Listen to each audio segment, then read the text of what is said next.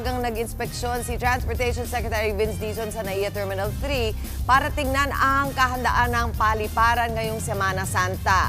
Live mula sa NAIA Terminal 3, nasa frontline ng balitang yan si Nina Ongpauco. Nina, kamusta ang naging inspeksyon diyan?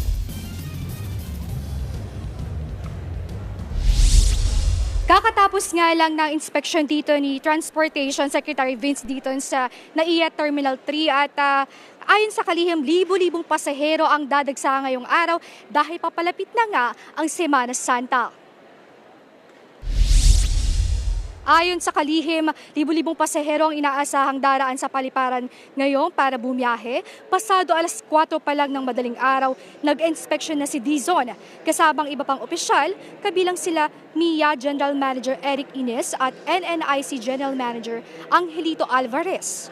Handang-handa na rin ang NAIA Terminal 3 sa inaasahang dagsa ng mga pasahero sa pagtutulungan ng iba't ibang ahensya ng Bureau of Immigration para mas mababilis ang pila ng mga pasahero dito sa immigration counters. Dagdag pa rito ang mga tauhan ng Bureau of Immigration mula sa 28 counters na bukas noong April 10, 44 na immigration counters na rin ang pwedeng pilahan ng mga pasahero. Kung dati umabot na sa entrance ng immigration, ngayon halos wala nang talagang pila. Dagdag pa din dito sa counter para sa mga OFWs.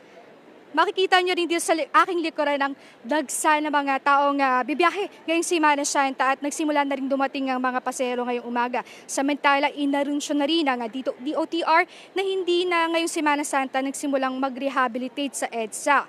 Magsisimula raw ito ng May 15 pagkatapos ng Bilang Pilipino 2025. Maraming salamat, Nina Ongpauco.